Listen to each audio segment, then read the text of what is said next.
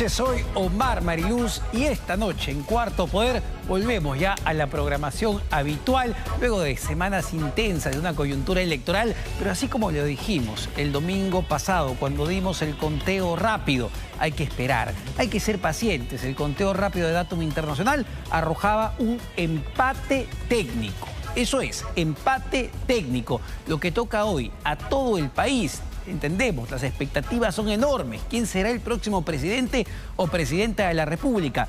Pero hay que esperar a las entidades electorales. Hay que esperar ya no a la OMPE, que ya acabó el conteo de votos en la OMPE. Hay que esperar ahora al Jurado Nacional de Elecciones que termine de resolver las famosas observaciones. De hecho, más adelante vamos a estar con José Manuel Villalobos, experto en temas electorales, para que nos cuente cuáles son los procesos, cuáles son los plazos y cuándo ya todos los peruanos sabremos quién será el próximo presidente o presidenta de la República. Pero antes, vamos justamente con lo que fue el momento de mayor angustia, quizá, no solo para los candidatos, no solo para Keiko Fujimori y Roberto Sánchez, sino para todos los peruanos una vez que se dio el flash electoral y luego el conteo rápido, ya entrada la noche. ¿Cómo vivieron ambos candidatos, sus equipos técnicos y el país justamente este momento tan crucial la semana pasada? Renzo Santana lo cuenta todo en el siguiente reportaje. Tras el conteo rápido, Luis Dyer, director del Comando de Personeros de Fuerza Popular, sintió cómo las miradas de Keiko Fujimori, Luis Galarreta y Miki Torres se posaron sobre él en busca de respuestas. Me miraron a mí, fue un momento, como te digo, no diría que tensión, sino fue un momento de que un bajón, vamos a ponerlo así, ¿no? Pero el direccionamiento fue una mini conferencia interna, ¿no? Inclusive hablando con los comandos en Cusco, en Puno, Arequipa, lo que venga, ¿no? Y le dijeron, no paremos. La diferencia era de decimales. Dyer necesitaba acopiar la totalidad de las actas para calcular la brecha real, para eliminar el margen de error y saber si habían ganado o perdido. Entonces, Keiko Fujimori tomó la iniciativa de, en su primera aparición post-balotaje, dirigirse en directo y en simultáneo a sus personeros en el Perú y el exterior. Les pido nuevamente a los personeros que redoblen su esfuerzo. De ustedes depende que cada uno de los votos de nuestros compatriotas sea cuidado y respetado. Sería irresponsable definir el resultado en base a una muestra, como es el conteo rápido. Mientras tanto, en la otra acera, en el local de Juntos por el Perú, nunca antes habían sido vistos tan juntos. Como ustedes pudieron apreciar, primero fue una inmensa emoción, ¿no?, recibir dos resultados de conteo rápido que ponían adelante a Roberto Sánchez Palomino, que haya prevalecido lo que nosotros consideramos la esperanza, la alegría, la fe del pueblo en una propuesta de cambio, es lo que nos contagió inmediatamente de alegría, ¿no? Esa noche, ambos candidatos presidenciales se desvelaron. Roberto Sánchez y Keiko Fujimori calculando y recalculando las cifras.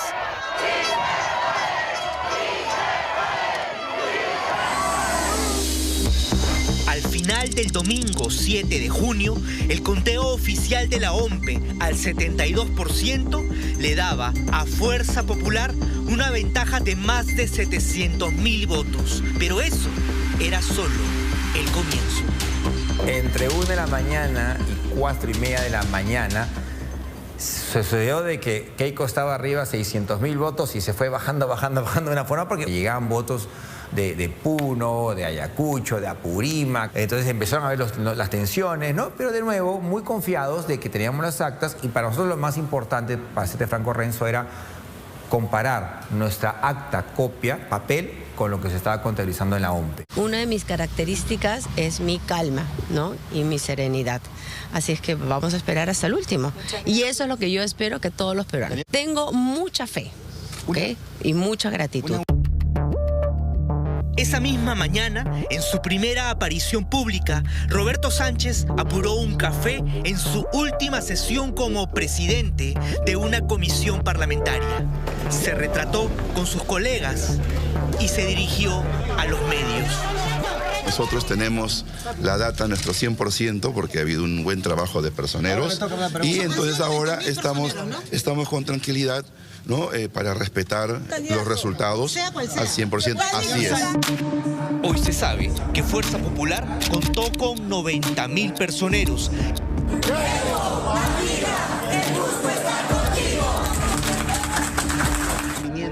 Y que Juntos por el Perú, más preocupados en alianzas y en coaliciones preelectorales, convocó menos de 50.000. Mira, una campaña, el primer ingrediente fundamental es el optimismo. Si uno no está convencido de que va a ganar, los militantes y los simpatizantes tampoco lo van a estar. Es que ahora no los vemos tan optimistas. ¿Nosotros? No, por supuesto. Sin embargo, sí reconozco que en campaña pudimos tener en cuenta otros elementos que nos permitan ampliar la diferencia con nuestro adversario. Y ahí, como humanos, en algunas cosas hay que reconocer que hemos cometido errores. El lunes 8 de junio a la 1 de la tarde, con el conteo de la OMPE casi al 94%, Juntos por el Perú revirtió el balotaje y pasó temporalmente adelante. Roberto Sánchez, reunido entonces en una cafetería con su equipo técnico, buscó apelar a resultados que tienen un margen de error de entre 1 y casi 2%. Si ustedes miran a boca de urna 2016, quien quedó segundo ganó. Si miran a boca de urna 2021, quien quedó segundo ganó. Y miran el boca de urna de este año, ¿quién va a ganar? Ya ustedes saquen sus conclusiones. Esa noche, Juntos por el Perú registró su distancia más optimista, con una brecha de 44.000 votos a su favor. Voy a seguir esperando con mucha prudencia los resultados de la OMPE, que es lo que corresponde. La prudencia ha sido el mensaje que más ha repetido Keiko Fujimori en la semana postelectoral. Literalmente, la mencionó todos los días en cada una de sus apariciones públicas. Con mucha prudencia vamos a seguir esperando los resultados. Estamos optimistas, pero también muy prudentes. Ustedes saben que soy muy prudente, vamos a esperar al conteo final de hoy. Lo que sí tenemos que tener todos, ¿no?, es esta prudencia para esperar los resultados. Listo. Esa prudencia se cimentaba en las proyecciones de Luis Dagger, con la totalidad de las actas, con el panorama completo del escrutinio. Le dijo a la alcaldesa fujimorista que pasaría adelante antes de que termine el miércoles 10 de junio. Dato mata relato. Acá lo importante es lo que señalan las actas, que la voluntad popular se respete. Y son las instituciones de nuestro país las que van a dar ese veredicto. El miércoles, a las 10:44 de la noche, Fuerza Popular revirtió la brecha. En ese instante, con solo 466 votos. Y ya teníamos básicamente que esto podía revertirse, ¿no? Entonces, claro, a las 11 de la noche los teléfonos empezaron a timbrar, pero de nuevo, nosotros como legales y técnicos que somos hoy los personajes presentes, con mucha tranquilidad. Pero al menos digamos que esa noche pudo dormir un poco más tranquilo. Bueno, no dormimos. Todavía no dormimos, pero mira, tranquilidad. En Juntos por el Perú reconocen que esa noche tampoco pudieron dormir. Cuando nosotros empezamos a querer revisar los votos de peruanos en el exterior, nos damos cuenta de que no teníamos personeros en la mayoría de las mesas y que tampoco podíamos acceder a las actas. ¿Eso se enteraron el miércoles por la noche? Correcto, o sea, cuando nosotros empezamos a agenciarnos de las actas, nos damos con la realidad de que ya se había dispuesto que las actas no necesariamente tenían que estar digitalizadas. ¿Cómo toma esta variación de resultados, candidato? ¿Se está confiado? Desde entonces, Roberto Sánchez varió su estrategia de comunicación, evitó las cámaras y prefirió pronunciarse a través de su cuenta de X. Durante todo el jueves no se le vio más. Desde el martes, JP planteó la nulidad de 1.751 mesas en el Perú y 647 en los Estados Unidos, argumentando indicios graves, concordantes y sistemáticos de fraude electoral. Pero, según el TUPA del Jurado Nacional de Elecciones, debían abonar 1.375 soles por el trámite de cada mesa. Es decir, necesitaban más de 3 millones de soles. A esa solicitud le sumaron también la impugnación de 233 actas procedentes de Argentina. Para ese momento, sin embargo, el plazo del trámite ya había concluido, ya había vencido. Estaban fuera de la fecha límite. Según los números de Juntos por el Perú, ¿cuál es la brecha con la que van a ganar? ¿Por cuántos votos? Habían dos proyecciones, ¿no? Una que hablaba de 30.000 y otra que hablaba de máximo 10.000 votos. Es decir, los resultados están en cualquiera de los escenarios bastante ajustados. Es necesario el diálogo, porque cual fuera el resultado, ¿no? Hay dos mitades en este país. El viernes, Roberto Sánchez convocó a una conferencia en la que nuevamente apareció con el sombrero de Pedro Castillo. Pero esta vez no fue para lucir, sino para pasar.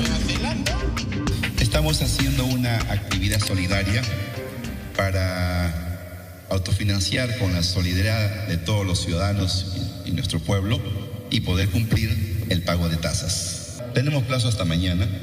Entonces todavía hay tiempo para que todos podamos colaborar, 1 sol, 2 soles, 3 soles. El pedido de cese al fuego, de una tregua para que ambas tiendas políticas soliciten el reconteo total de todo el balotaje desde cero, encontró una respuesta en cuestión de minutos desde la trinchera de Fuerza Popular. El reconteo de votos no es porque a mí se me ocurre.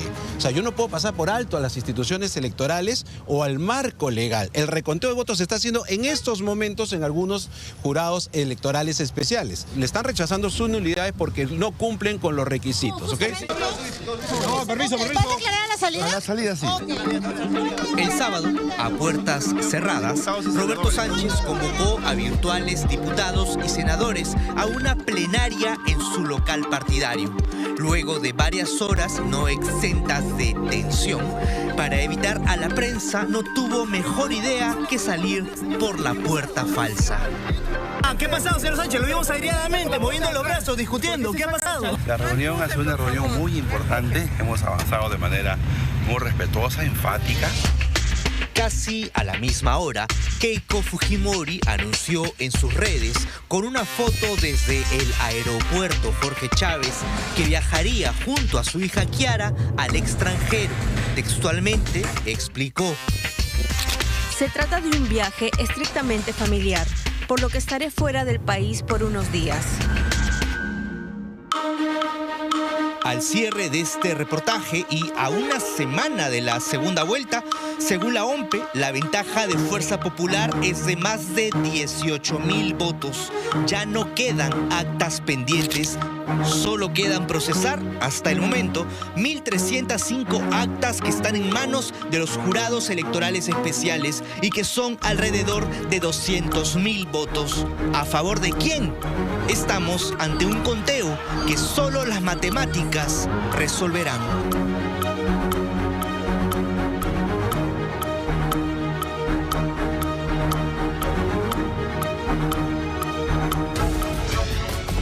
Esta noche en Cuarto Poder, el último pedido de indulto de Pedro Castillo. No buscó el indulto común. Esta vez abrió otro frente. A través de un emisario presentó una solicitud de perdón humanitario, incluyendo un informe médico. Esta es, hasta ahora, la última tentativa desesperada del expresidente para salir de prisión.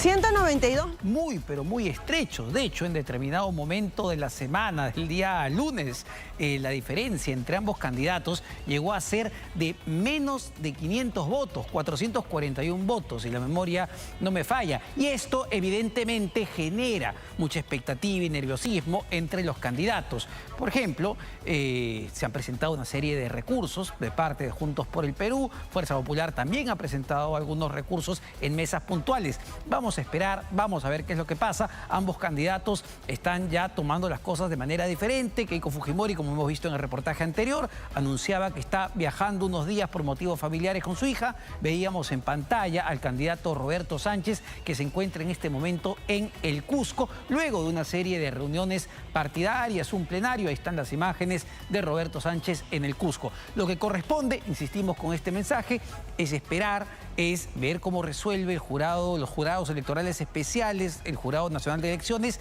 las más de 1.600 actas que han ido a observación, que han ido bajando, dicho sea de paso, ya están en 1.300. Pero justamente en medio de este nerviosismo, de esta expectativa, de esta frustración incluso en determinados personajes, es que vemos llamados a movilizaciones, llamados incluso a toma de puentes, a cierre de puentes, incluso determinados personajes que gritan fraude a partir de esta segunda vuelta. Alonso Dávila, en el siguiente reportaje, nos cuenta quiénes son estos personajes que están haciendo justamente estos llamados, cuando muy claramente no ha habido ningún fraude ni en la primera vuelta ni en la segunda vuelta, como lo han ratificado además los propios organismos internacionales que han venido al país a observar el proceso electoral. Veamos el siguiente reportaje de Alonso Dávila.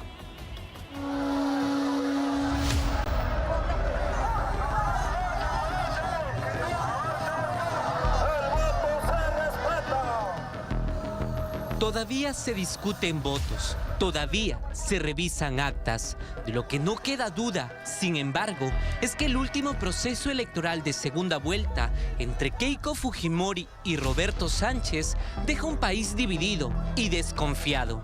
La costa, sierra y selva, estamos en la lucha. La costa, sierra y selva, estamos en la lucha. Las autoridades electorales, los observadores internacionales y las misiones desplegadas para vigilar el proceso coinciden en un punto fundamental. No existe fraude, no hay evidencia de una manipulación en los resultados. Esta segunda vuelta no hemos visto ningún indicio de fraude. Mientras miles de peruanos hablan de vigilancia ciudadana o defensa del voto, hay quienes intentan apropiarse de ese malestar. Así que, hermanos, con toda la fuerza, sin luchas, como se dice, no hay victorias. Entre las voces más estridentes aparecen activistas y organizaciones vinculadas a sectores radicales como el Movadef. Si el pueblo dice que hay que marchar en una situación de sacrificio hasta la capital, tendrá que hacerlo. Voces que se hacen escuchar, no para atenuar la polarización que empieza a atravesar el país, sino para avivar las tensiones y exacerbar los ánimos de miles de peruanos. Si es que no se respetan nuestros votos, habrá guerra civil. Vamos a marchar a Lima. Voces disonantes, actores que buscan convertir la frustración ciudadana en algo más que una protesta. El derecho a la protesta es algo legítimo, pero creo que los líderes políticos deberían tener responsabilidad sobre por qué protestan. En este caso, si lo que llaman es defender el voto, eso es algo que están haciendo ya los personeros. ¿Quiénes son aquellos que llaman a las calles? Algunos rostros ya son conocidos y tienen sus propios intereses políticos.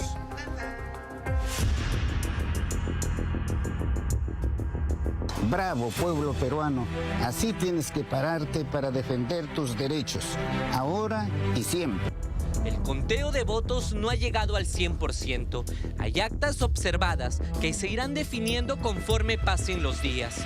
No hay proclamación oficial de un ganador o ganadora. Sin embargo, Aníbal Torres parece ya incentivar un mensaje de fraude.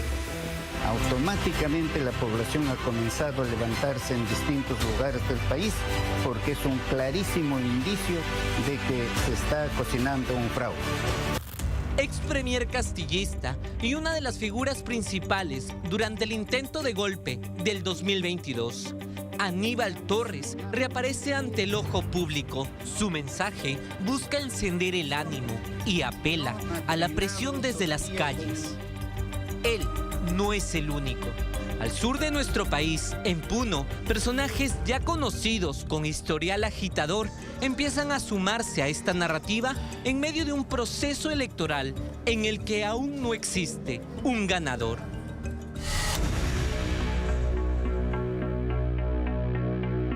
Que no hagan sus cochinadas y no consumen el fraude, porque el pueblo, si esto, es decir, se consuma, definitivamente el pueblo va a salir. Su nombre, César Hugo Tito Rojas, virtual diputado por Juntos por el Perú, exintegrante del Movimiento por la Amnistía y los Derechos Fundamentales, Movadef, brazo político de Sendero Luminoso. César Tito Rojas, sin existir resultado final del conteo electoral, ya convoca a tomar las calles. Sin prueba, alega fraude.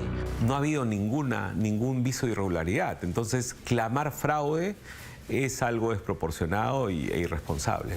Durante el 2022, Tito Rojas también levantó los ánimos de miles de peruanos para que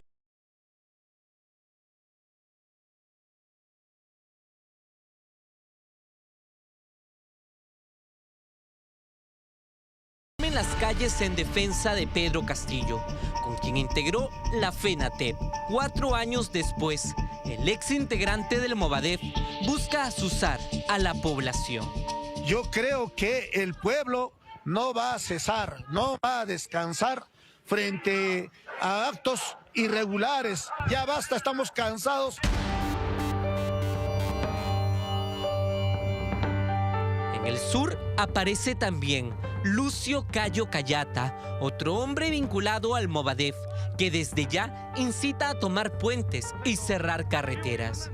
Por eso desde hoy nos declaramos en huelga indefinida. Desde el día de mañana, desde las 00 horas, este puente histórico estará cerrado.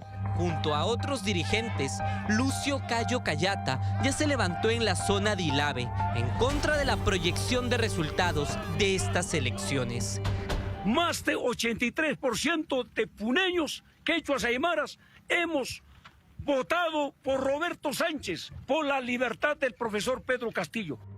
Cayo, exintegrante también de la FENATEP, no acepta que el conteo nacional sea diferente a la voluntad de los puneños. Como dirigente, no busca un diálogo de consenso, sino que promueve un mensaje de conflicto y división. Si es que no se respetan nuestros votos, habrá guerra civil. Vamos a marchar a Lima. Llamo a todas las organizaciones, al pueblo en general del Perú, a marchar a Lima.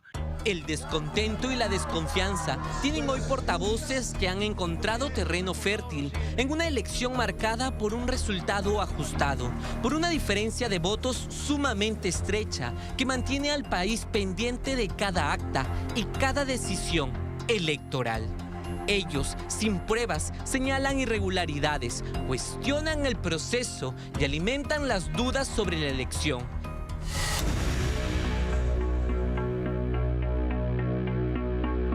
En medio de estas voces altisonantes aparece también Pavel Yabar González, parte de la denominada prensa alternativa. Desde su canal de difusión, azuza a sus seguidores a no respetar los resultados de esta elección. No esperes una convocatoria de Roberto Sánchez o de Zunini o de Anaí Durán o de alguno de los miembros de la Cámara de Senadores o diputados que han logrado meter JP. Por ti mismo. Personajes como Yabar hoy cuestionan el proceso electoral y desde sus plataformas incentivan a la protesta.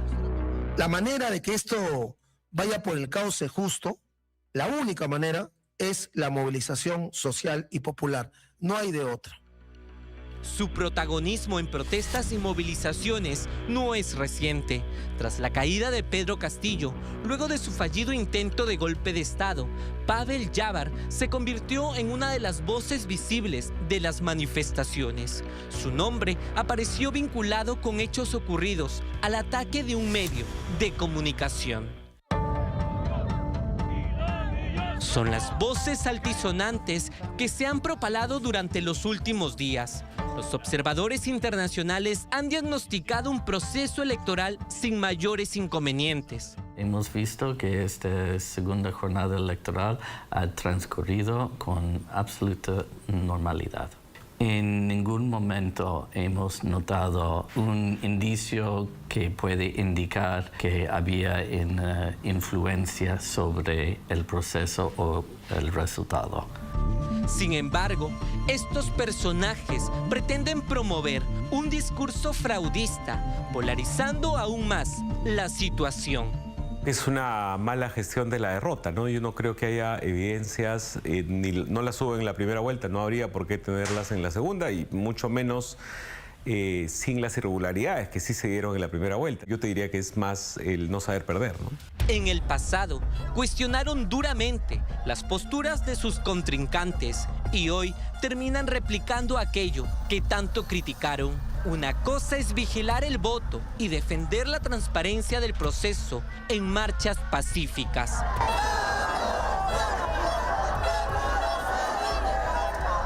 Otra, muy distinta, es alimentar la indignación hasta convertirla en combustible para la confrontación.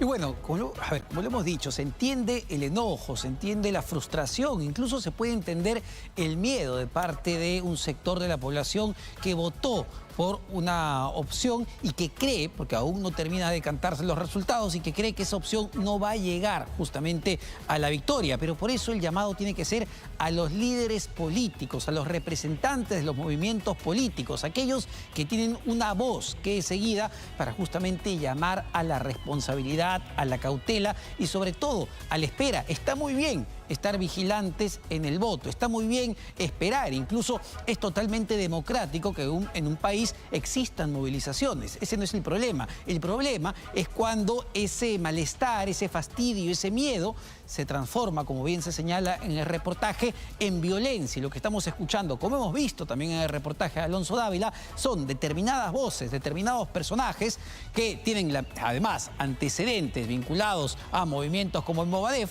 que están haciendo llamados a la violencia, que empiezan a gritar fraude cuando ni en primera vuelta ni en segunda vuelta, como ya han constatado los observadores internacionales, se ha producido un fraude en nuestro país. Tuvimos una primera vuelta, y esto hay que decirlo, marcada por una serie de negligencias de parte de la OMPE. Incluso esto ha llevado a investigaciones que siguen en curso en el Ministerio Público. Sin embargo, en esta segunda vuelta todo ha transcurrido de manera transparente, todo ha transcurrido de manera ordenada, y lo que corresponde nuevamente a los líderes políticos es esperar el pronunciamiento de las entidades electorales y llamar a la tranquilidad en un momento ya de demasiada polarización y crispación en el país. Y justamente para ver qué es lo que falta, cuáles son los procesos que están pendientes, cuánto va a demorar todavía el cronograma electoral para que el Jurado Nacional de Elecciones proclame al próximo presidente o presidenta de la República. Estamos con el experto en temas electorales, José Manuel Villalobos, a quien le agradezco por acompañarnos esta noche. Señor Villalobos. ¿Cómo estás, Omar? Saludo a todos los televidentes del canal de Cuarto Poder. Bueno, y queremos empezar acá en Cuarto Poder con la contabilidad de los votos. Ha sido una semana donde hemos estado refrescando todo el tiempo la página de la OMPE, y lo que observamos en este momento se ha detenido ya desde el día viernes, jueves, en el avance del 98.59%. Es interesante porque ahí está a pantalla completa, y lo que vemos es que Keiko Fujimori al 98.593% tiene la delantera con 50.051%, mientras que Roberto Sánchez de Juntos por el Perú tiene 49.949%, y entendemos que ya no hay pendientes, y esto es lo interesante y ahí vamos a discutir, ya no hay pendientes, se han contabilizado 91.461 actas, y aquí viene ya el punto en cuestión, las que se han enviado a los jurados electorales especiales. En este momento están en 1.305, eran más de 1.600. Por favor, explíquenos, ¿qué significa? ¿Qué significa que un acta se haya observado y que se haya enviado a un jurado electoral especial? ¿Y por qué nos hemos estancado en esta cifra de 98.593%?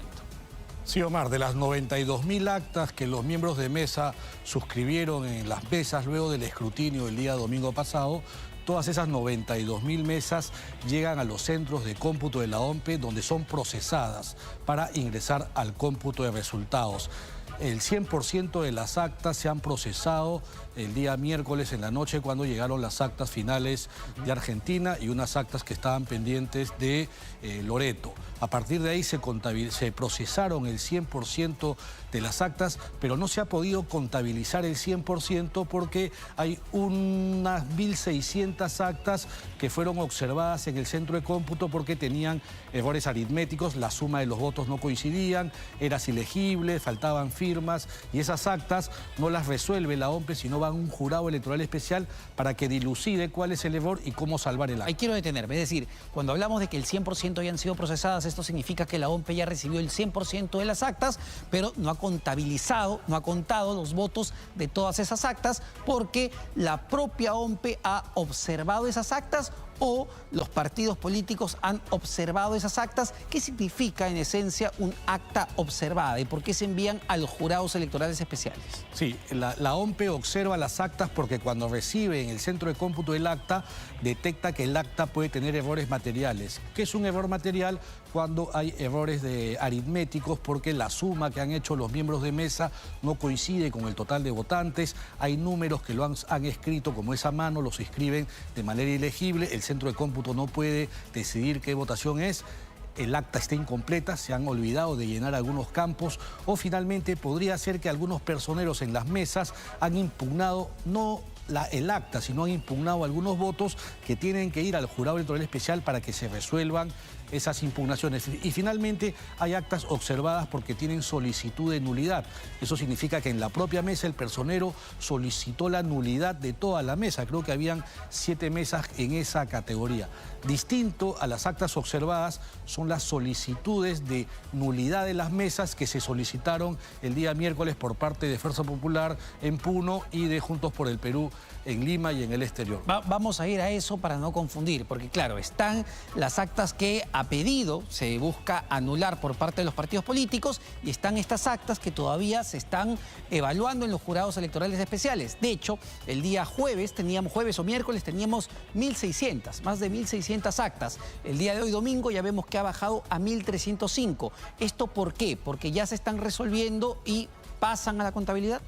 Sí, Omar, no sé si está el cuadro de la página del jurado donde se explica cómo es que han ido resolviendo las actas observadas. Ya en este momento, ahí está el cuadro, habían 1.661... Solo para aclarar algo, este es lo que veíamos, era la página web oficial de la OMPE, donde todos hemos estado siguiendo la contabilización de las actas. Esta es la página web del Jurado Nacional de Elecciones, donde está todo el proceso o cómo avanza la definición de las actas observadas, esas 1.661, ¿verdad? Es correcto. Entonces, de esas 1.661 actas que han sido observadas y ya fueron recibidas por los jurados electorales especiales, hay 1.468 actas que ya fueron atendidas, es decir, el jurado las ha revisado, las ha resuelto y solo quedarían 193 actas pendientes de resolver. Las actas que ya son resueltas son publicadas en la página web del jurado, en la plataforma,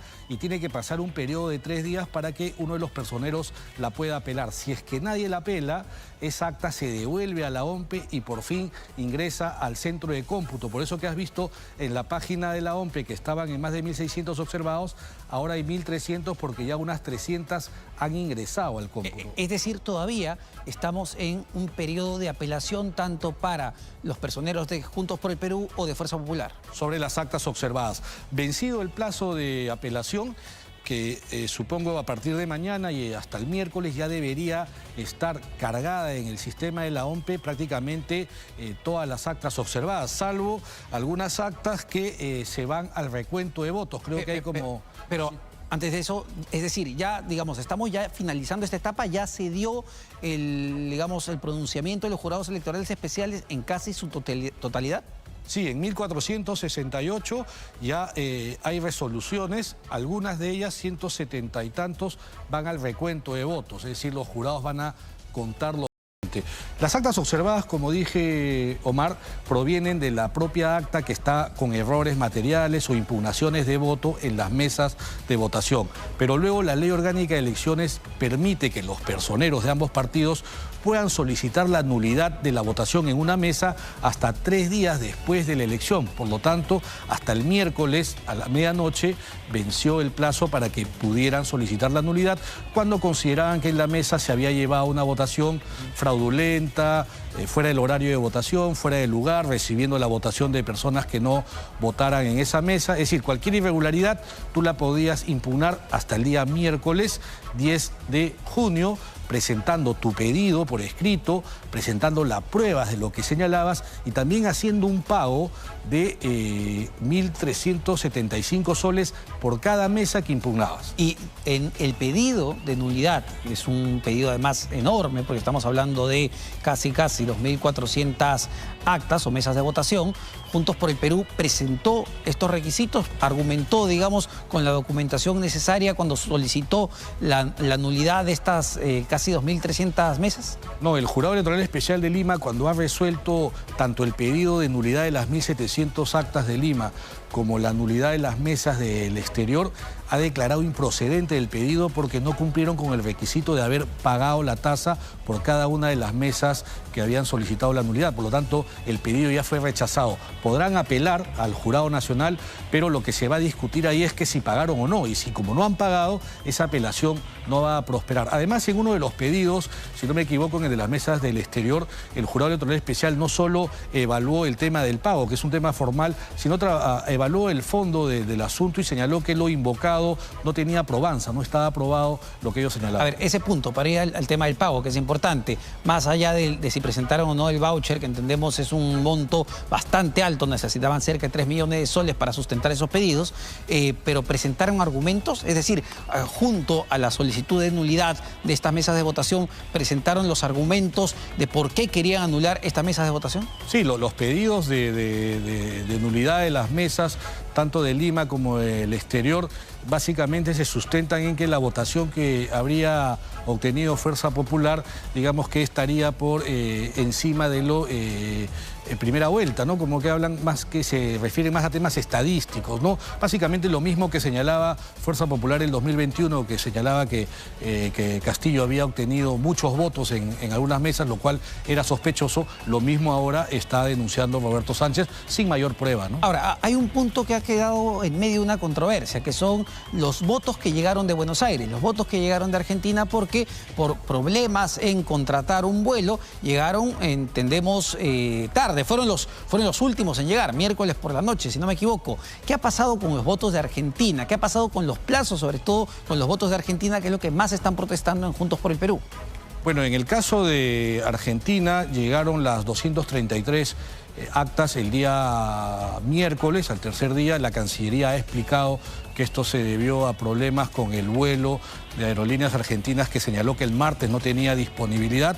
Además señaló que estas actas no solo venían de Buenos Aires, sino venían de algunas ciudades de Argentina, algunas de más de 1.000 kilómetros de Buenos Aires. Es decir, había primero que esperar a que las actas lleguen a Buenos Aires y a partir de ahí embalarlas hacia Lima, y por eso recién, por el tema logístico del vuelo, lo hicieron el miércoles. Pero lo mismo pasó acá en la convención, en Loreto, donde han llegado actas también al tercer día de realizada la elección, ¿no? Claro, pero tienen argumentos los de Juntos por el Perú al decir, oye, esas actas llegaron fuera de tiempo y no me ha permitido presentarlas. Sí, lo que entiendo que ellos han pedido la nulidad de esas actas de Argentina, señalando que digamos, han llegado tarde. Ellos alegan que el plazo de 3 días que vencía el miércoles no debería contarse desde el domingo que fue la elección, sino desde que llegaron las actas, pero la ley es clara, la nulidad se plantea dentro de los 3 días de producida la elección el domingo, porque además el domingo los partidos tenían sus personeros o debían tener sus personeros en los locales de votación, incluso en el exterior,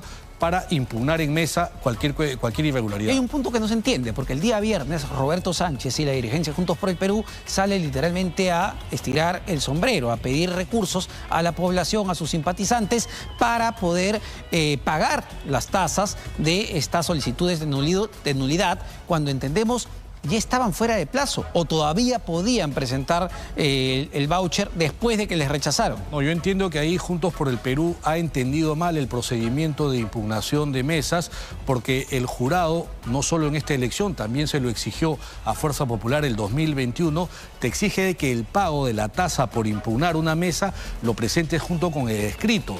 No te da un plazo el reglamento para subsanar un día después, 2 días después. Tenías que presentarlo tú, ese pago, junto con el escrito. Y por eso, como presentaron el pedido de nulidad sin el pago, se lo rechazaron de plano, sin posibilidad de que subsanen. Por eso, esa campaña para que les donen dinero, para que puedan ellos pagar estas tasas, ya es improcedente, ya es extemporáneo. Es decir, entendemos que con esto ya no hay nada más, ya no hay ninguna posibilidad de apelación de parte de Juntos por el Perú, ¿o les quedaría todavía alguna posibilidad? Pueden apelar al jurado, la decisión del jurado electoral especial de haber rechazado sus pedidos de nulidad por no haber pagado, pero el jurado lo único que va a evaluar es ¿pagaste o no pagaste? La norma te exige pagar. Como no pagaste, la apelación, digamos, va a ser declarada infundada. El jurado no puede entrar a resolver el fondo sin que se haya cumplido este requisito de procedibilidad. Claro, porque es una solicitud incompleta y en la práctica ya no hay nada más que decir. Así que lo que toca en este momento es, nuevamente, esperar a la proclamación, a lo que diga el Jurado Nacional de Elecciones. Muchísimas gracias, como siempre, a José Manuel Villalobos para toda esta explicación. Pero de los temas electorales, justamente vamos a un tema que ha estado sobre la mesa, que ha estado rondando en el ambiente de manera abierta, además por parte del propio presidente José María Balcázar. Un posible indulto al expresidente Pedro Castillo. ¿Qué hay detrás? Y sobre todo, ¿qué está pasando en lo más alto del Ejecutivo en cuanto a esta posibilidad? Lo hará el presidente José María Balcázar, cómo avanzan justamente los pedidos que se hace constantemente desde la defensa del expresidente Pedro Castillo. Veamos la siguiente nota de José Luis Leiva. El exmandatario Pedro Castillo corre contrarreloj por su ansiado indulto, una carrera en la que contó con la asistencia de este hombre, el emisario legal de su última y tan sonada solicitud de perdón humanitario. Usted ingresó al penal de Barbadillo. Así es. Se reunió con Pedro Castillo en el penal. Así es. Adentro. Adentro. Esa reunión ha durado media hora. ¿Quién firma aquí esta solicitud? ¿De quién es esta firma? Es del presidente José Pedro Castillo. ¿De puño y letra? Puño y letra. ¿Lo firmó ante usted? Ante mí. Es el mismo Pedro Castillo tejiendo sus últimas jugadas antes que termine el periodo Balcázar. Alegar problemas de salud también es parte de su estrategia. Todo vale en su intento por dejar la prisión. El último pedido de indulto de Pedro Castillo desde la prisión. Tras una reunión aquí en Barbadillo, su emisario legal presentó, a diferencia de otras ocasiones, DNI, declaraciones juradas firmadas y hasta un informe médico del expresidente. La revisión de todos estos documentos generaron fuertes tensiones en el Ejecutivo. Sobre la enfermedad que se consigna aquí, ¿quién se lo dijo? ¿El propio Pedro Castillo? El propio Pedro Castillo. Es más, yo le pregunté, ¿algún documento usted tiene? Acá sí tengo un documento. ¿Y qué documento le dio? Acá está. Paciente José Pedro Castillo Terrones. A diferencia de todas las solicitudes anteriores, Pedro Castillo decidió dar un paso más, anexar informes médicos, alegar enfermedad, aunque estas no sean graves, mucho menos terminales.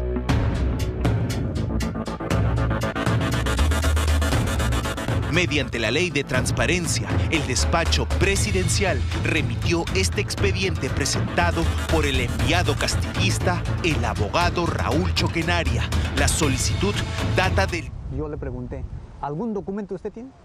Acá sí tengo un documento. ¿Y qué documento le dio? Acá está. Paciente José Pedro Castillo Terrones. A diferencia de todas las solicitudes anteriores, Pedro Castillo decidió dar un paso más, anexar informes médicos, alegar enfermedad, aunque estas no sean graves, mucho menos terminales.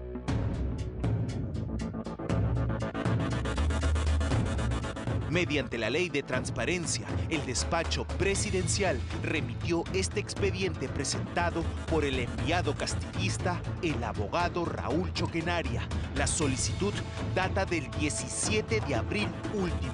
Es, hasta ahora, la última tentativa desesperada de Pedro Castillo por salir en libertad. Esta clase de indulto está vinculado a una enfermedad terminal que Castillo no padece. Sería contrario al marco normativo que se le pueda conceder el indulto al no poseer esta persona, Pedro Castillo, así como cualquier otro ciudadano, las condiciones para acceder al mismo. Podríamos calificarla de ilegal. Desde que pisó la cárcel por golpista, 8 solicitudes de indulto a su favor ingresaron a Palacio de Gobierno hasta mayo de este año. 3 de ellas en el periodo de Dina Boluarte, una en la gestión de José Gerí y en serie los 4 últimos pedidos en el gobierno de José María Balcázar. Nosotros lo que tenemos la idea es de que en su momento podremos evaluar todo tipo de indultos o amnistía en coordinación con la Comisión Permanente del Congreso que va a quedar. Castillo ha emprendido una carrera del todo o nada por su libertad, cuando ahora faltan apenas 44 días para el cambio de mando. Mientras tanto, en las altas esferas del Ejecutivo, el factor indulto ha generado fricciones. Según nuestras fuentes, el presidente José María Balcázar y su ministro de Justicia, Luis Jiménez, mantienen posiciones enfrentadas exclusivamente sobre este tema. De un lado, se sabe que la voluntad presidencial por empujar esta medida no se ha agotado. Por el otro, la resistencia de un ministro que ha dejado claro que no respaldará ninguna decisión que considere contraria a la ley. Lo cierto es que es una decisión que, si bien es cierto la va a tomar el presidente, también tiene que contar con el refrendo del ministro, que soy yo. Hace 2 meses, Pedro Castillo presentó esta solicitud. La apuesta esta vez tenía otro nombre: indulto humanitario. Ya no solicitaba el indulto común, sino que ahora alegaba enfermedad. Pero ese respaldo... ¿Usted conoció a Pedro Castillo en la campaña del 2021? Claro, como cualquier ciudadano, nosotros siempre hacemos campaña. Sumilla, solicito gracia presidencial en la modalidad de indulto por razones humanitarias. Su emisario legal envió este pedido al despacho presidencial de José Balcázar tras una reunión en Barbadillo. ¿Usted ha tenido una reunión con el señor Pedro Castillo Terrones, sí o no? Sí, efectivamente hemos tenido una reunión. ¿Cuándo? El día 16 de abril del 2026. Ese 16 de abril, precisamente, ¿qué papeles le entregó Pedro Castillo Terrones a usted? Exactamente. Ya, el DNI. La copia del DNI. Claro, la copia. Ya. Y el otro es de las enfermedades, una copia. Su atención médica. Su atención médica. Así es. Ok. Y esa declaración jurada. Firma. La firma él. Él mismo. En su presencia. Claro, en mi presencia.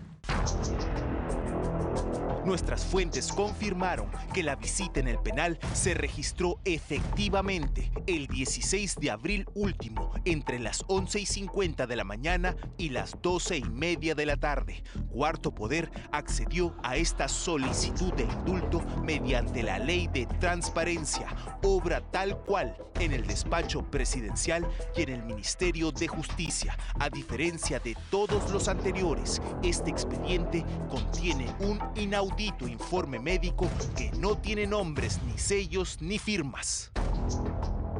En la solicitud de indulto se dice enfermedad que padece, un cuadro clínico con infección al oído, pérdida auditiva permanente, también presencia de enfermedad de lumbalgia crónica. Sobre la enfermedad que se consigna aquí, ¿quién se lo dijo? ¿El propio Pedro Castillo? El propio Pedro Castillo. Yo le pregunté, ¿algún documento usted tiene? Acá sí tengo un documento. ¿Y qué documento le dio? Acá está.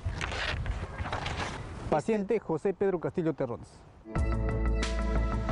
Para la medicina, sin embargo, ninguno de estos males constituye una enfermedad terminal muy grave o que ponga en riesgo la vida en un penal. Requisitos obligatorios e indispensables para el indulto humanitario.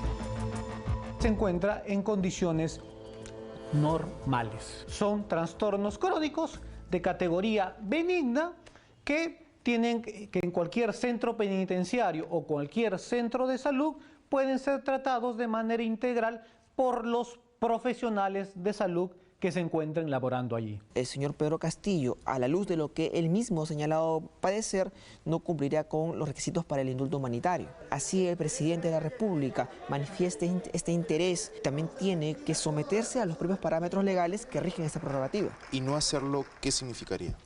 Bueno, significaría darle un trato diferenciado. El abogado que ganó órdenes de servicio por 37.500 soles en el gobierno castillista reafirma que el mismo expresidente le firmó en prisión esta solicitud de indulto que tiene carácter de declaración jurada. No puede mentir. Un dato falso, una enfermedad inexistente, se convertiría en delito. Castillo no va a poder decir que usted está mintiendo, ¿o sí? No, él va a reconocer. Ahí está su documento, ahí está su firma. Este informe de salud precisa el nombre de Pedro Castillo, edad y sus diagnósticos, pero no aparece la firma ni el nombre del médico ni la fecha de elaboración. Solo aparece Compunche Perú, un eslogan del gobierno de Dina Boluarte. En el desglose, el papel resalta que los males de Castillo serían 1. Lumbalgia crónica. De cada 10 peruanos, 5 a 6 personas presentan lumbalgia crónica. 2. Ansiedad. Según la OMS, la Organización Mundial de la Salud, de cada 10 personas, 7 a 8 personas sufren de ansiedad a nivel mundial. 3. Hipoacusia bilateral. Es decir, que el paciente tiene un problema para escuchar. 4. Gastritis. Según datos oficiales del MINSA, el 60-70% de las personas sufren de gastritis.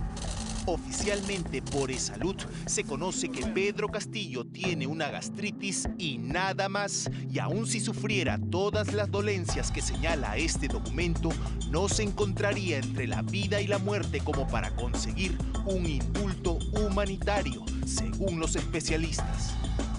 Que el paciente goza de una aparente buena salud. ¿Cuántos peruanos no tienen una lumbalgia crónica, no tienen gastritis?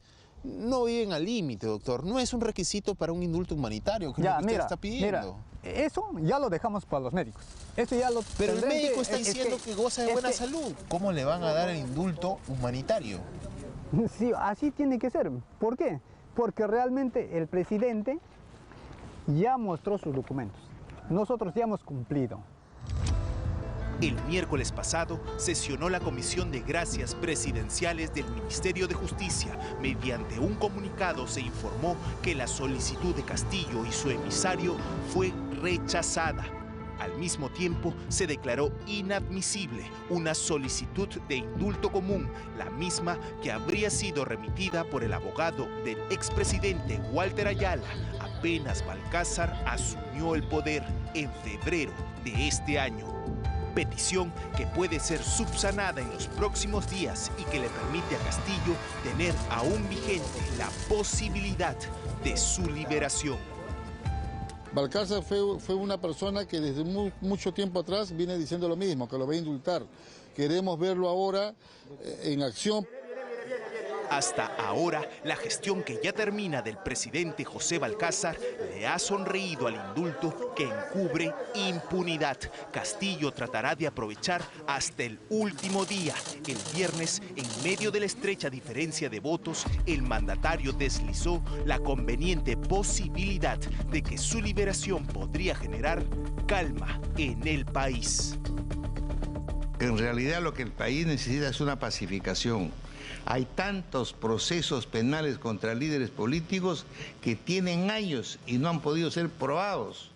Y el país no puede vivir en este punto. Pero yo me estoy imaginando de que en realidad lo que necesita el país, si ganara, por ejemplo, la lideresa de Fuerza Popular, necesita llegar a consensos. No se puede gobernar un país dividido. Balcázar se enfrenta no solo a pedidos de indultos cuestionados por su escaso sustento y por no cumplir con los requisitos exigidos por la ley, se enfrenta también a un obstáculo mayor dentro de su gobierno, la férrea posición de su ministro de no hacer ni firmar nada que sea contrario a la ley. Jiménez no firmaría ningún indulto a favor del condenado a 11 años y 4 meses de prisión por conspiración para la rebelión. ¿Qué pasa si lo indulta? O sea, ¿usted refrendaría? Tendría que ver el caso, pero tendría que cumplir las normas. Testigos de esta turbulencia en el Ejecutivo han contado a Cuarto Poder que el presidente José Balcázar habría planeado desaforar al ministro de Justicia, una decisión que aún evalúa. Nosotros lo que tenemos la idea es de que en su momento podremos evaluar todo tipo de indultos o amnistía en coordinación con la Comisión Permanente del Congreso. Se encuentran pendientes.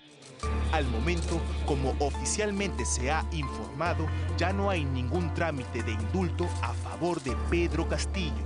Pero todo indica que el preso golpista continuará la carrera por su liberación. Apretará más el paso antes que se acabe este gobierno.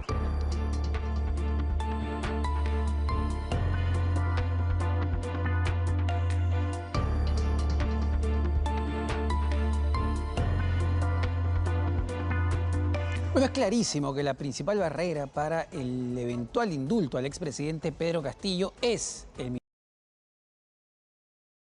ministro de Justicia Luis Jiménez, porque el propio presidente José María Balcázar abiertamente en cada entrevista que ha tenido en las últimas semanas no solo no ha descartado el indulto a Castillo, sino que habla de una amnistía para políticos. El gran problema con eso es la impunidad para personajes, en este caso expresidentes, que han sido condenados, no investigados, condenados por el sistema de justicia. No hay que olvidar que el expresidente Pedro Castillo no solo tiene una sentencia por conspiración para rebelión de más de 11 años y 5 meses por su intento de golpe de Estado fallido del 7 de diciembre del 2022. Además tiene investigaciones abiertas por corrupción, varias investigaciones abiertas por corrupción.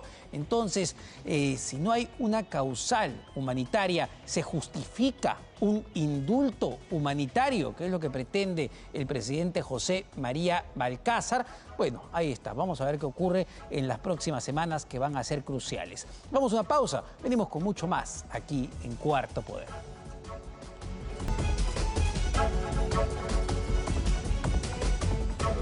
A ver, literalmente faltan semanas para que acabe el gobierno de José María Balcázar, pero hay movimientos muy, pero muy extraños, por no decir sospechosos, en el Ministerio de Justicia y Derechos Humanos.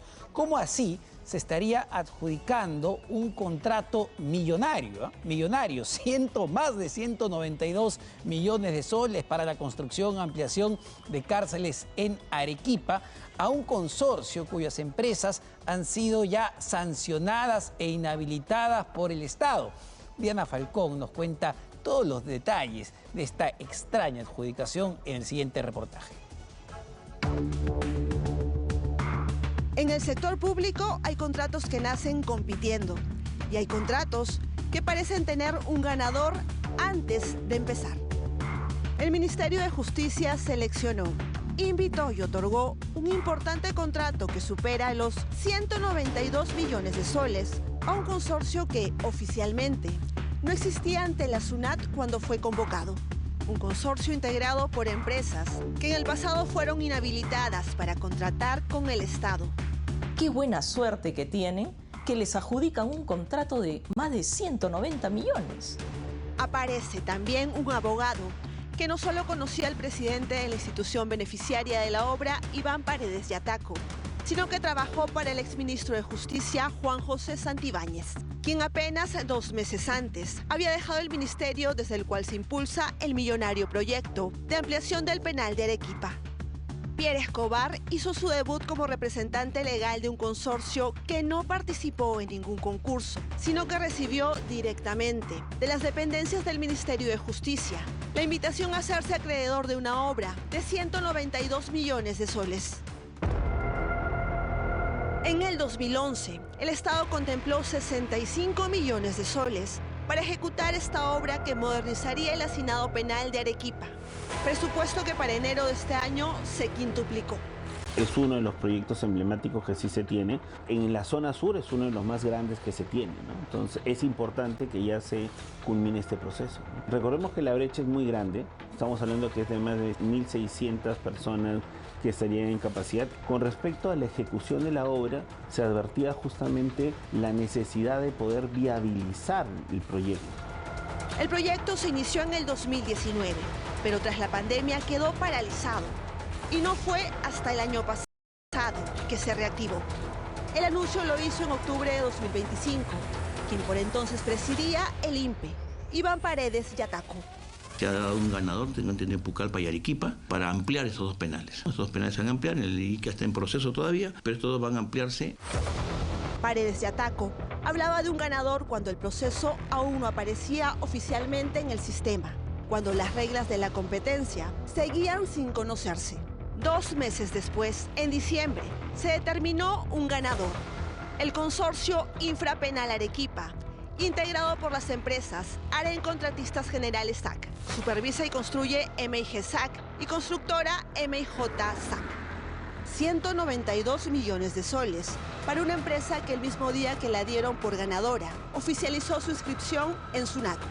Es bastante singular, por decirlo menos, ¿no? Esta falta de experiencia inclusive, ¿no? Ya nos hace que denotar que un RUC que recién acaba de aparecer en actividad, porque justamente, ¿qué dicen las resoluciones? Que todos estos hechos se debe poner de conocimiento del Ministerio Público.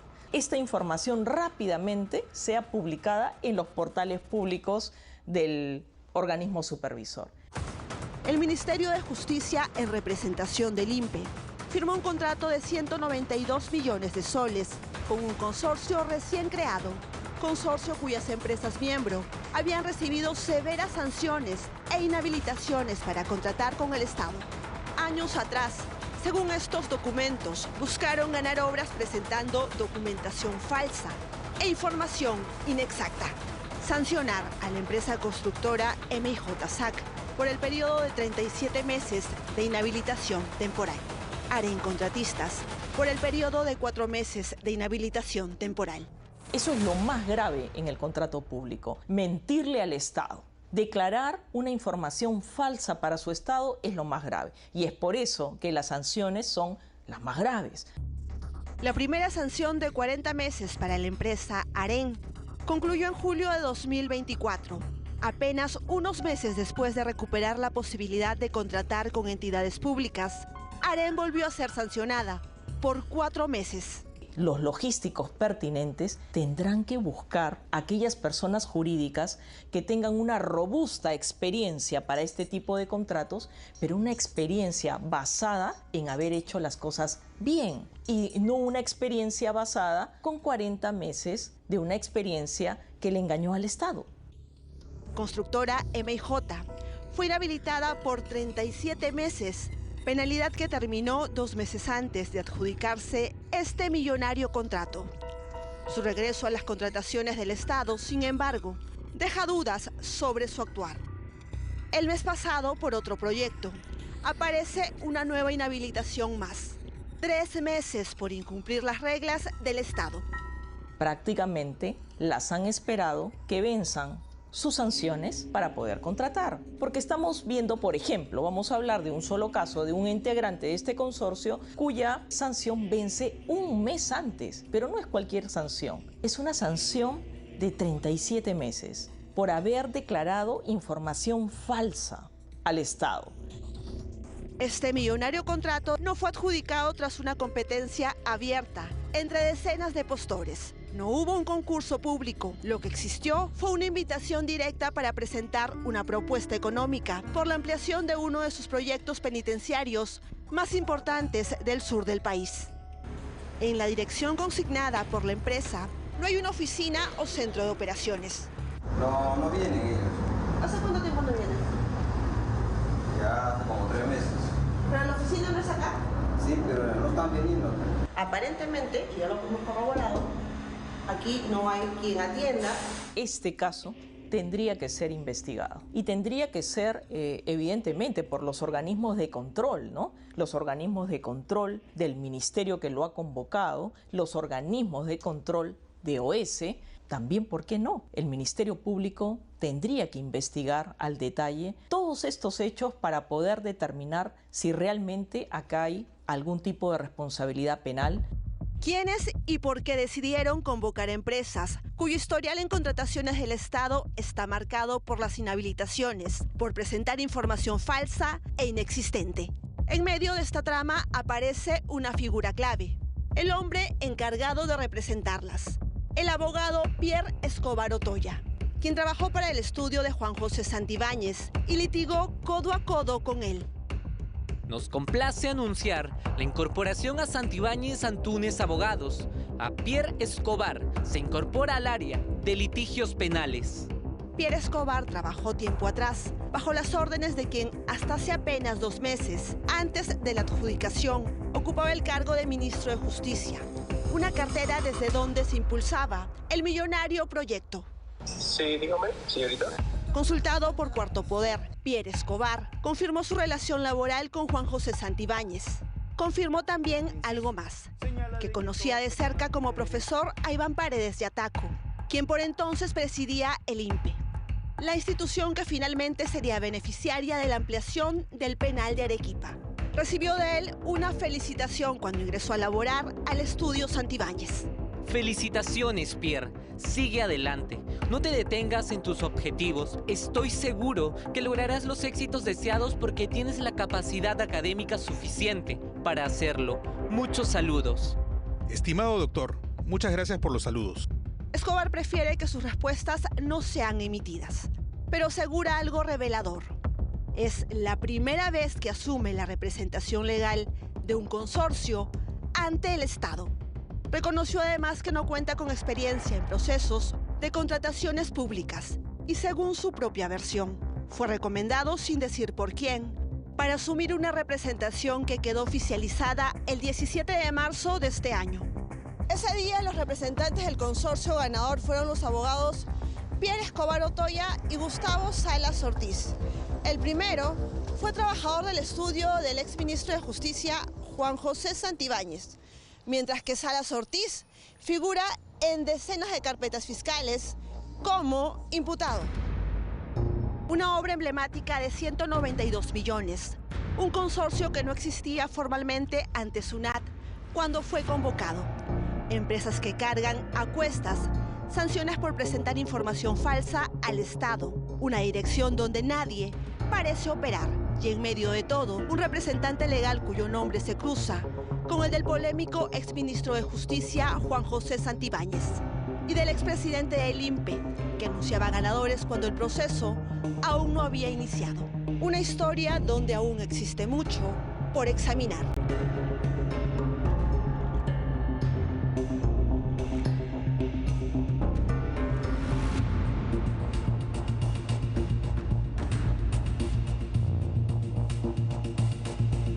Bueno, varios puntos sospechosos, insisto, partiendo por un contrato de más de 192 millones de soles de un consorcio con empresas que tenían ya sanciones con el Estado por declaración falsa. por declarar falsamente, por presentar documentación falsa.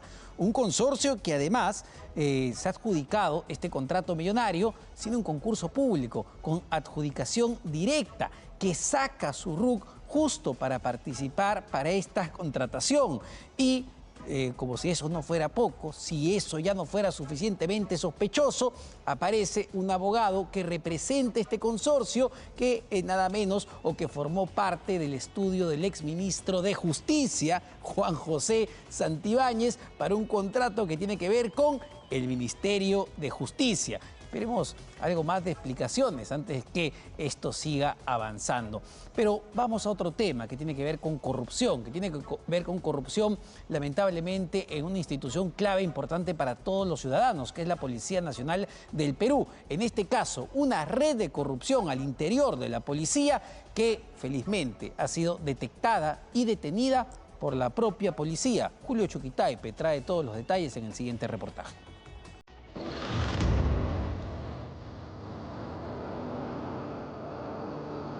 No están luchando contra el crimen, mucho menos previniendo un delito. Lo están cometiendo. Son policías actuando al margen de la ley, interviniendo a diversos choferes, no para multarlos por sus infracciones, sino para exigirles pagos ilegales. El objetivo no era imponer orden en las calles, sino llenarse los bolsillos, cobros y más cobros para su beneficio y el de sus jefes. Han utilizado el uniforme, han utilizado la institución y dentro de la institución se ha creado un grupo criminal. Se ha identificado la intervención del comisario, la máxima entidad, autoridad en esa comisaría, también de un alférez y 8 suboficiales que pertenecían a la sección de patrullaje de esa comisaría. No eran policías de tránsito, pero se vestían como si lo fueran. Según la investigación, agentes de una comisaría habrían usurpado funciones que no les correspondían. Utilizaban chalecos refractarios, varas de control y hasta papeletas de tránsito para intervenir a conductores en las calles. Una modalidad delictiva dirigida donde 8 suboficiales eran los encargados de obtener dinero de forma ilícita. Esas 3 modalidades, ¿cuáles han sido? 1, que le solicitaban el dinero en efectivo a los conductores. 2, si ese conductor no tenía dinero en efectivo, le exigían que acuda a un agente, retire el dinero, lo esperaban hasta que retorne. Una vez que recibían la dádiva, le permitían continuar con su recorrido. Y una tercera modalidad, la recepción de esas dádivas en el portadocumentos del conductor, debajo de una hoja en blanco y asimismo debajo de la tablilla. La evidencia del delito de estos policías no solo quedó registrada en video, también en chats. Cuarto Poder accedió en exclusiva a una serie de mensajes de WhatsApp entregados por uno de los propios policías a los fiscales que investigan el caso. Conversación tras conversación, los mensajes revelarían cómo parte de lo recaudado habría terminado en los bolsillos del comandante José Velázquez Céspedes, comisario de ATE Vitarte. Del otro lado de la conversación aparece el comandante José Humberto Velázquez Céspedes. Primero envía el número de su cuenta de ahorros. Minutos después recibe una imagen, el voucher de un depósito realizado el 4 de mayo último a las 9:57 de la mañana por un importe de 530 soles. Las calles no solo eran el escenario de las intervenciones, también eran el lugar donde se alimentaba una presunta caja de recaudación. Hoy se sabe que cada efectivo de la comisaría de ATE Vitarte que participaba en los operativos irregulares tenía que pagar una tarifa a su supervisor cada hora en la que simulaban ser policías de tránsito y estar realizando un operativo. Tenía un costo, una cuota fija.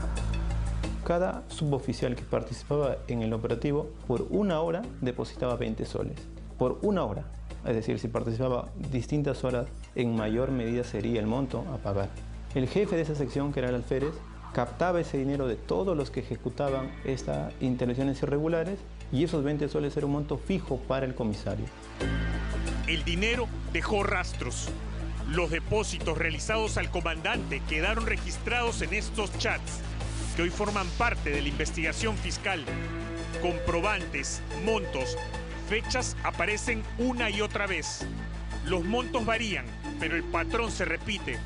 Depósitos que van desde los 80, 178, 390, 500, 530, hasta los 800 soles por semana. El dinero depositado tenía un mismo destinatario, el comandante de la comisaría de Ate Bitarte, que constantemente enviaba su cuenta bancaria a sus subalternos. Cuenta de ahorros soles, junto al código interbancario y la frase: ahijado, mi esposa está esperando. La respuesta a su mensaje llegó minutos después. El 4 de febrero a las 4:31 de la tarde aparece este voucher. Es un depósito realizado en el Banco de la Nación a nombre del comandante José Humberto Velázquez Céspedes. El monto, 800 soles. Los mensajes no solo revelarían el movimiento del dinero, también exponen lo que para la Fiscalía resulta aún más grave. Entre las conversaciones bajo análisis aparece lo que sugeriría la filtración de información desde la propia institución policial. El mensaje fue enviado al comandante Velázquez el 7 de abril pasado a las 12:51 de la tarde. Casi de inmediato, reenviado al alférez Diego García. Mi comandante, buenas tardes. Acaba de llamar un promoción que trabaja en Dircocor.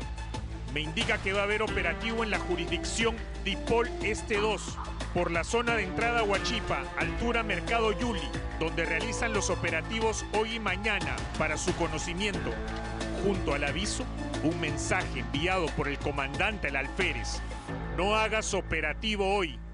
Inclusive se tiene a la fecha, de acuerdo a la información, que se habían practicado 20 operativos en lo que va del presente año. Durante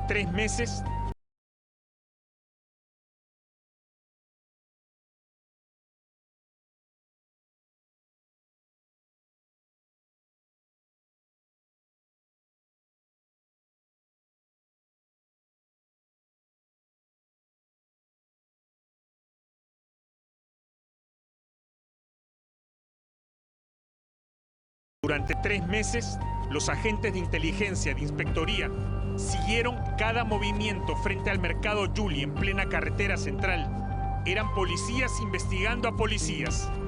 Día tras día observaron cómo un grupo integrado por un alférez y 8 suboficiales montaban operativos disfrazados de controles de tránsito, vestían uniformes que no les correspondían, detenían vehículos y aprovechaban cualquier irregularidad. SOAT vencidos, revisiones técnicas caducadas o documentos incompletos para exigir dinero a los conductores. 20 operativos que buscaban enfrentar a la criminalidad que nos desborda como sociedad, doctor. Al contrario, violar las normas, quebrar sus funciones y vender estas funciones para la captación de dinero y para un beneficio propio de cada uno de los que han participado.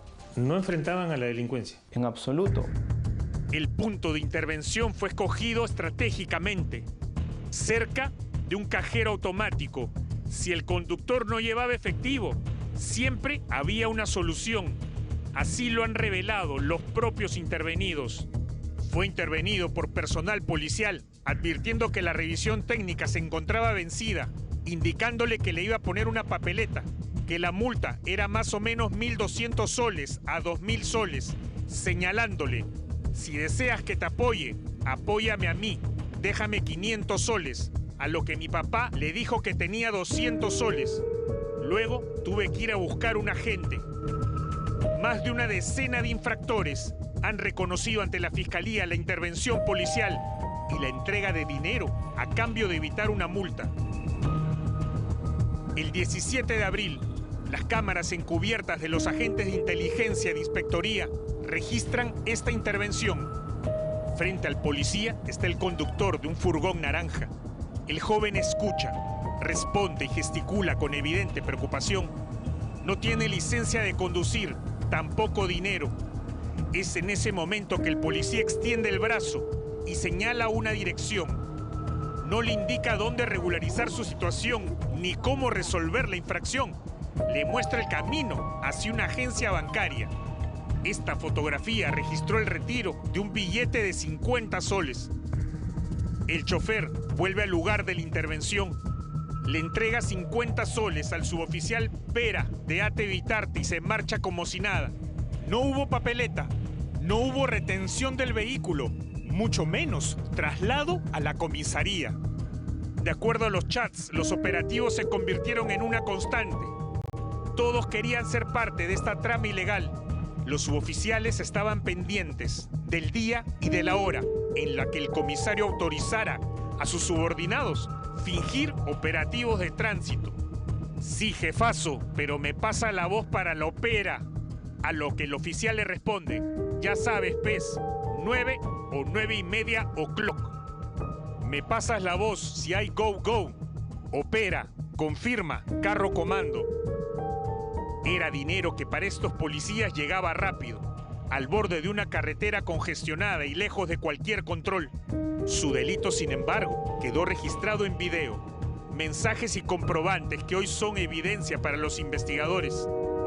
Todos los que participaban en el operativo tenían una cuota fija que pagar. El resto de cantidades de las intervenciones y la captación de dinero eran propias para los que intervenían. Y van a utilizar palabras para efectos justamente de que esta captación subrepticia no se puede evidenciar. De acuerdo a la información que se tiene, utilizaban Sisa, ópera, gogogo, partido para efectos de esta captación. Según la investigación fiscal, el alférez y los 8 suboficiales habrían cometido el delito de cohecho pasivo. Las decisiones, sin embargo, habrían tenido la participación directa del comisario de ATE Vitarte, el comandante José Humberto Velázquez Céspedes, un policía con una extensa trayectoria dentro de la institución. Esta, sin embargo, no es la primera vez que su nombre aparece vinculado a una investigación por su conducta funcional. Se advierte actos de corrupción en la modalidad de cohecho dentro de la función policial y es por eso que se montan actividades de inteligencia, haciendo uso de la tecnología, de drones, observaciones, vigilancias, seguimientos, hasta comprobar algunos hechos que conllevan a que se soliciten medidas limitativas de derechos ante el órgano jurisdiccional. Por tierra y por aire fueron grabados cometiendo lo que la Fiscalía considera un delito. Ninguno de los múltiples vehículos que detenían en la carretera terminó en la comisaría, a pesar de que se ha determinado que eran conducidos por choferes sin licencia, sin SOAT o revisión técnica vigente. Esta semana, la historia dio un giro. Los hombres que según las investigaciones salían a las calles, investidos de autoridad para intervenir a conductores, terminaron siendo detenidos por sus propios compañeros. Son 10 los detenidos, comisario, alférez y 8 suboficiales, quienes permanecerán tras los barrotes de una prisión durante 12 meses, como parte de la medida de prisión preventiva dictada contra ellos. Existe la medida institucional del cese temporal del empleo, o sea, no perciben un sol del Estado, no están más en la policía y sacar de circulación de estos malos elementos que nunca debieron haber ingresado a la Policía Nacional. Una historia que está lejos de haber acabado. El comandante José Humberto Velázquez sigue prófugo con un mandato de prisión preventiva vigente. Queda pendiente también identificar a los policías que desde la propia Dirección contra la Corrupción habrían filtrado información sensible al comandante investigado, tal como se desprende de los mensajes de WhatsApp incorporados a la carpeta fiscal. Es una historia donde quienes debían perseguir la corrupción terminaron presuntamente protegiéndola.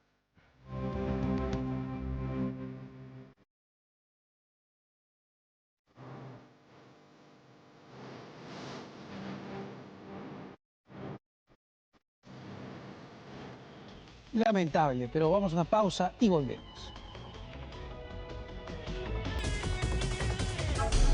Nuevamente los llamados marcas de bancos vuelven a actuar con una impunidad que alarma. Se mueven entre ventanillas, salas de espera, Así como la corrupción no se ha detenido, el crimen y los homicidios tampoco. En el siguiente reportaje, nuestro compañero Julio Chuquitaipe nos cuenta cómo una organización de marcas han seguido a una pareja y lamentablemente asesinaron a un adulto mayor que había retirado dinero de sus ahorros en una agencia bancaria. Veamos el siguiente reportaje.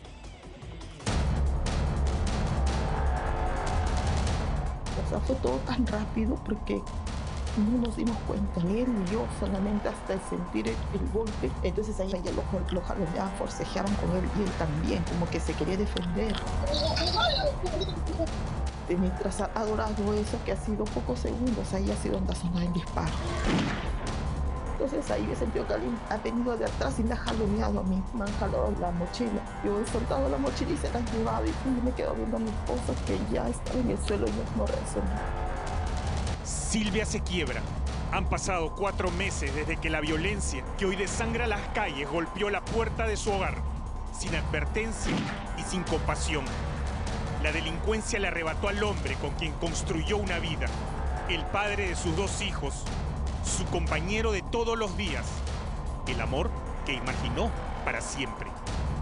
A él lo mataron el día 26 de febrero cuando intentaron robarnos, nos robaron en la puerta de mi casa.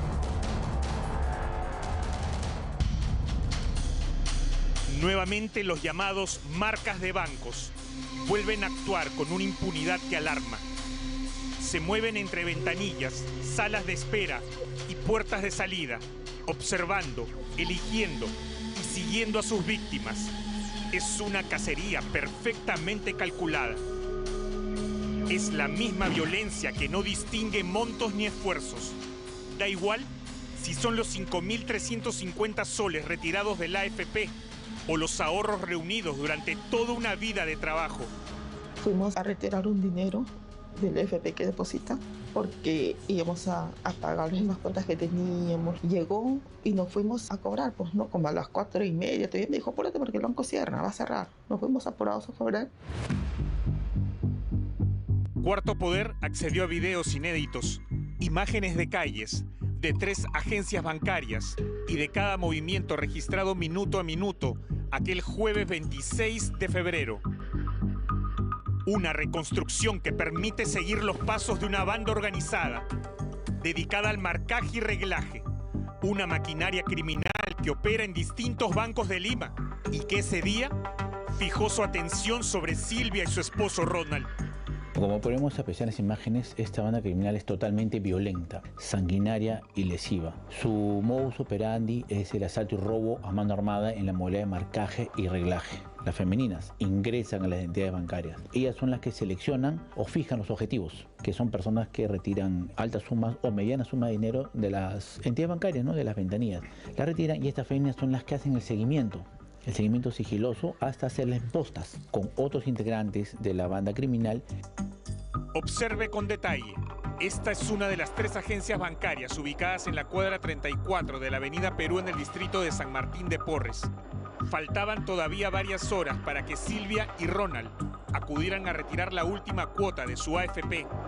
La cacería, sin embargo, ya había empezado. Las cámaras de seguridad captan a Suni Suárez Rodríguez. Ella no realiza trámites evidentes, ni parece tener apuro. Su mirada va de un cliente a otro. Según las autoridades, busca algo, o mejor dicho, a alguien. Ese día, según la investigación, Silvia y Ronald terminarían entrando en su campo de visión. De ella, de su hija Briana Fuentes Suárez y de su nuera Maricielo Dayana Pasaches. Las 3 trabajarían juntas.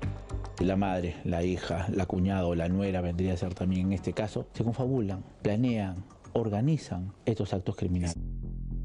Al no encontrar una víctima en la primera agencia, la búsqueda continuó. Suni, su hija y su nuera no dieron por terminada la jornada. Se movieron a un segundo banco. Una vez dentro, la escena volvió a repetirse. Recorrieron la agencia sin apuro, observando directamente a quienes se acercaban a las ventanillas y quienes podían estar retirando sumas importantes de dinero. Para pasar inadvertidas, se acercaban incluso a los cajeros y a las propias ventanillas, hecho que permitió a los agentes de la División de Robos de la DIRINCRI y la Fiscalía identificarlas por completo. Las 3 mujeres abandonan la segunda agencia sin el resultado que buscaban. Según las autoridades, es aquí que deciden probar suerte en un tercer banco. Fue entonces que el destino de Silvia y su esposo se cruzó con el de esta banda criminal. Minutos antes que Silvia y su esposo crucen las puertas de la agencia, Suni Suárez ya se encontraba en el interior. Se ubicó en la primera fila, justo en una ubicación que le permite observar con claridad quiénes son los llamados a ventanillas y quiénes podrían estar retirando importantes sumas de dinero. Luego de unos minutos sale de la agencia. Minutos después, quien sería su cómplice entra en acción. 5:16 de la tarde, Ronald y Silvia ingresan a la agencia. Toman su ticket y se acomodan en la zona de espera. Entramos, me senté en las sillas que están al frente de las ventanillas, las sillas azules, y él se acercó a ventanilla a cobrar. Se sentó a ventanilla a cobrar, cobró, de ahí se acercó a mi lado y me dijo, ya vamos. Cuando Ronald es llamado a ventanilla, aparece en escena Maricielo Dayana Pasaches, nuera de Suni Suárez.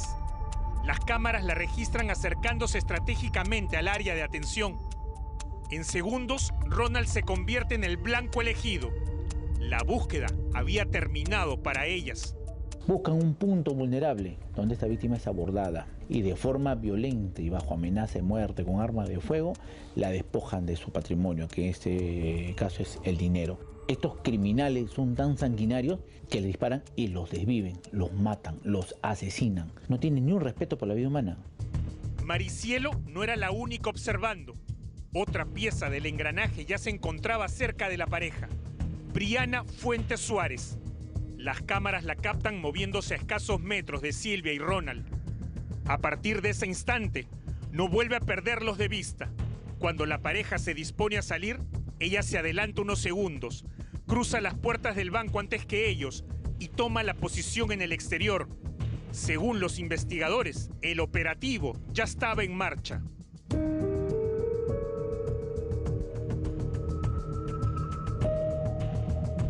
El seguimiento es constante. Las mujeres mantienen la distancia suficiente para no levantar sospechas, pero la cercanía necesaria para no perderlos de vista. Las imágenes muestran una persecución silenciosa. Hemos regresado, hemos entrado, hay como un parquecito y unos juegos para niños. Nos hemos sentado un rato ahí en las bancas y en todo ese trayecto yo me he dado cuenta que nos habían estado siguiendo. Mientras ellas mantenían contacto visual con la pareja, otros integrantes de la organización aguardaban fuera de escena.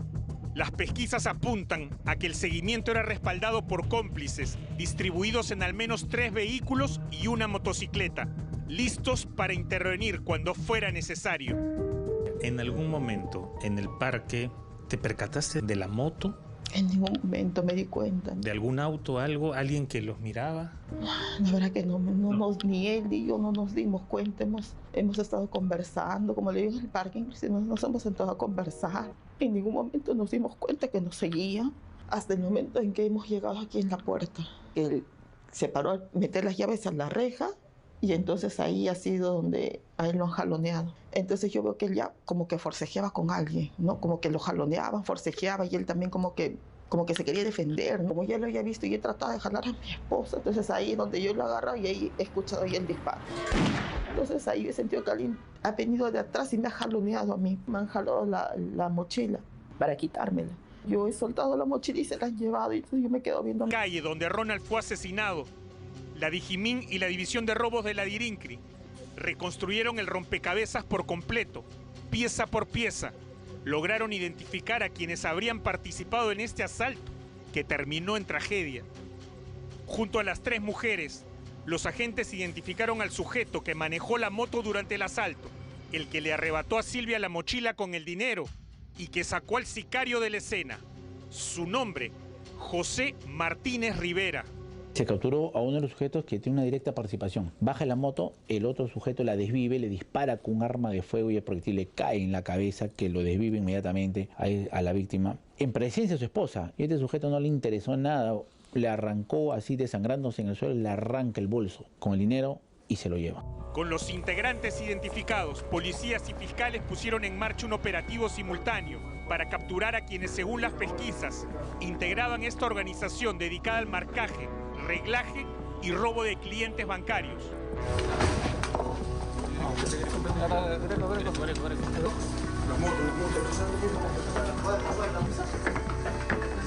¡Abre la puerta! ¡Abre la puerta! ¡Abre la puerta! José Jean-Pierre Martínez de Vera. Varios de los presuntos integrantes de esta organización no eran desconocidos para las autoridades. Sus nombres ya habían pasado antes por dependencias policiales. Algunos incluso ya habían sido intervenidos y detenidos en operativos vinculados precisamente al marcaje y seguimiento de clientes de bancos. Más que robarme dinero, me robaron a mi esposo, a mi compañero de vida, el papá de mis hijos. Ya no lo voy a tener nunca. El drama y crudeza, lamentablemente, del crimen. Vamos a una pausa y volvemos.